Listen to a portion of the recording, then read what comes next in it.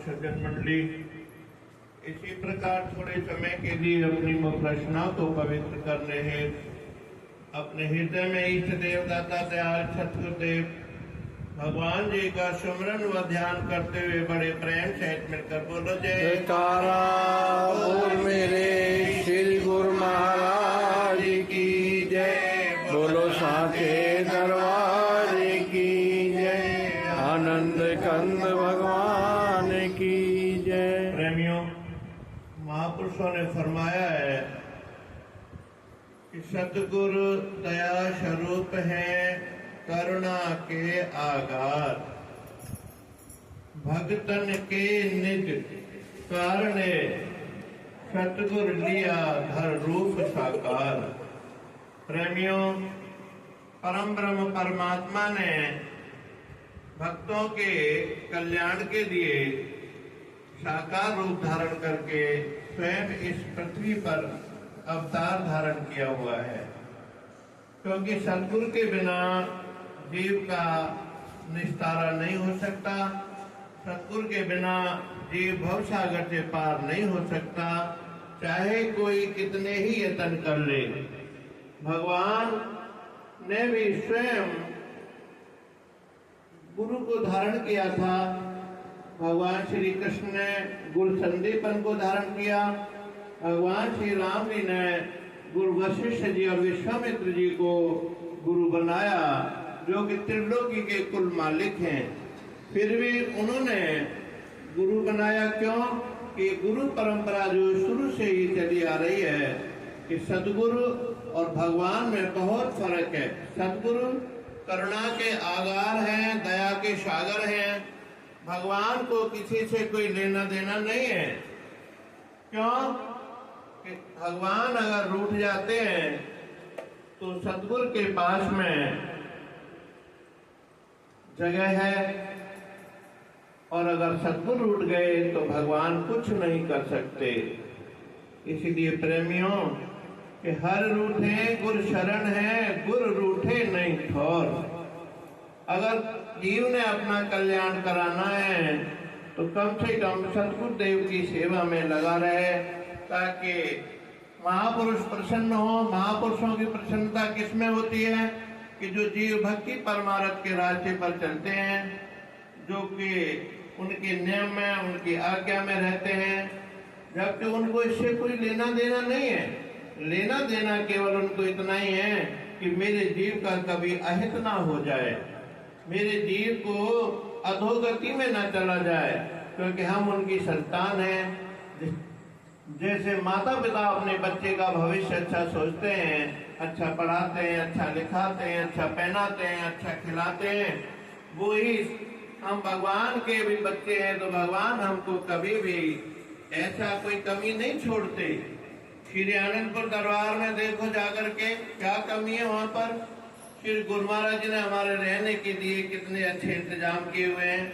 आने जाने के लिए हमारे लिए बसें की सुविधा कर रखी है, खाने पीने के लिए हमें फ्री भोजन दे रखा है, रहने के लिए कमरे दे रखे हैं, कूलर दे रखे हैं, बिस्तर दे रखे हैं। क्या कमी है भगवान ने? 2 टाइम 3 टाइम का प्रसाद मिलता है। इस प्रसाद में बहुत बड़ी ताकत है। इस सतगुरु ने हमको केवल यही हिदायत देते हैं कि ए मेरे भोले प्राणी, जो मालिक का नाम है उस मालिक के नाम का सुमरन कर, भज ले उसको। जितना भी भज सकता है वो तेरे हित की बात है।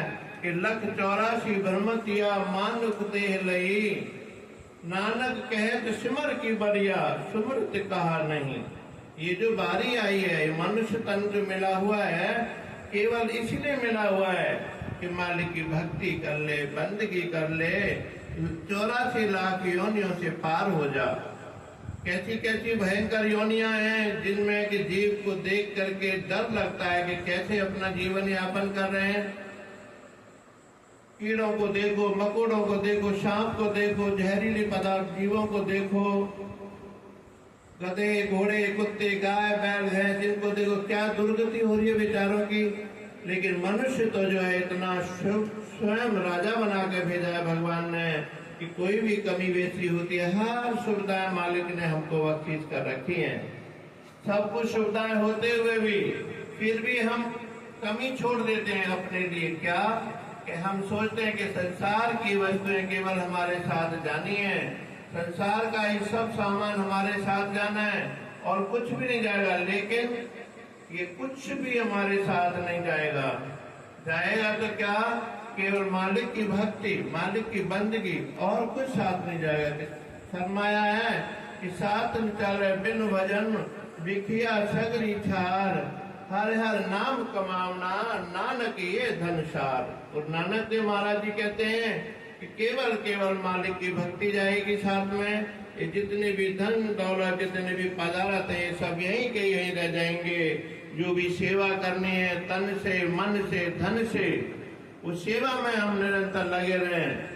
उनको पूछो कि जिनके पास जिस चीज की कमी है वो कितने तरसते हैं, कितने तड़पते हैं कि काश हमारे पास शरीर का ये एक अंग भी खराब ना हो, हम स्वस्थ रहें, ठीक रहें, मालिक की भक्ति करते।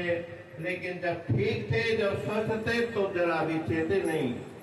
महापुरुष फरमाते हैं कि अब के चेते नहीं चेते फिर पाछे पछता है। अगर मनुष्य तन को प्राप्त करके भी अगर हम नहीं चेते तो फिर पछतावे के सिवा कुछ नहीं मिलेगा। फिर तनिया हाथ मलते रह जाएंगे, हम पछताते रह जाएंगे, खातिर खुशामद करेंगे मालिक की, भगवान की, सतगुरुदेव की। ए मेरे नाथ, मुझे थोड़ा सा समय और दे दो, मैं ताकि आपकी भक्ति कर लूं, बंदगी कर लूं। लेकिन परमात्मा कहते हैं कि सब चीज मिली जुली नाप तोल करके मिला भैया तुमको। तुमने अभी तक सारा गफलत में जीवन बिता दिया, अब क्या मिलेगा तुमको बताओ। इसलिए महापुरुष हमको यही हिदायत देते हैं बार बार कि भैया समय का कब पता नहीं कि कब पूरा हो जाए, कब यहाँ से जाना पड़े। इसीलिए जाने से पहले पहले हम अपना बिस्तर तैयार कर लें। कौन सा बिस्तर?